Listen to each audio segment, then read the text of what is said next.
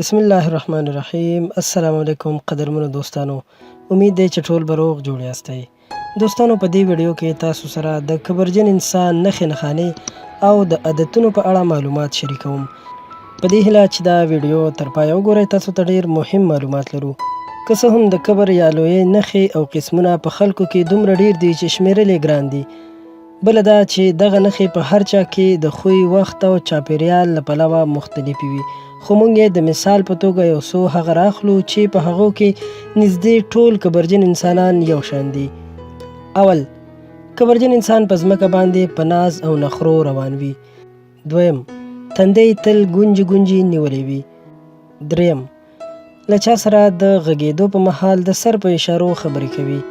څلورم، د خپل ځان په اړه له مبالغې ډکې خبرې کوي. پنځم، د نورو د خبرو په منځ کې به ورلویږي، د چا خبرو ته به غوږ نه نیسي. شپږم، له نورو به یې دا تمه وي چې تل دې ده ته غوږ ونیسي او د ده صفتونه دې بیانوي. اووم، چاته په سلام اچولو پیل نه کوي، ډیری مهال د بل سلام ته ځواب هم نه ورکوي. اتم، له شاوخوا ناستو کسانو بل خواته مخ اړوي او هغوی سره په توجه خبرې نه کوي یا د هغوی خبرو ته په توجه غوږ نه نیسي. نهم، په مجلس کې د مخکې په صفونو کې د ناستې هڅه کوي. لسم، له فقیرانو او ضرورتمندو کسانو ځان شاته کوي. یولسم، له نورو خپل درناوی غواړي او د هغوی ضرورتونه نه پوره کوي. دولسم، په ډیر فخر سره نوې جامې، نوي سامانونه، نوي ټلیفونونه او نوي موټران کاروي او هڅه کوي چې په دې کار سره خپلو سیالانو او تربورانو ته ځان لوړ وښایي.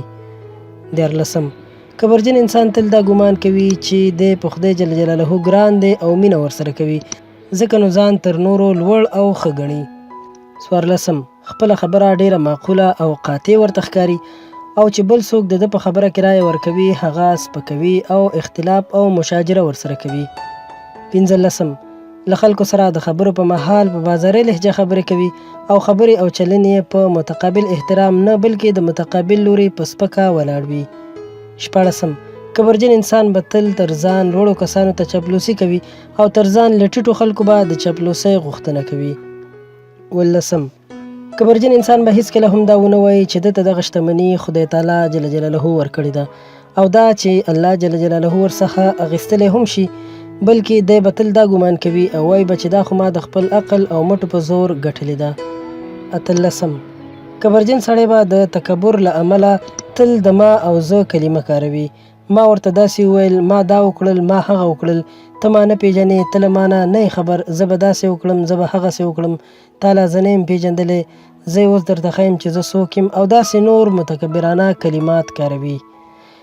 ډیره مننه کوم دوستانو چې دا ویډیو مو راسره تر پایه وکتله، په دې هیله چې دا معلومات به ستاسو خوښ شوي وي چې موږ تاسو ته د کبرجنو انسانانو په اړه راټول کړي وو.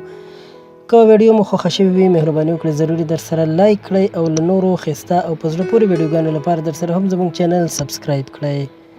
تر بلې ویډیو درنه اجازت غواړم. د الله په امان.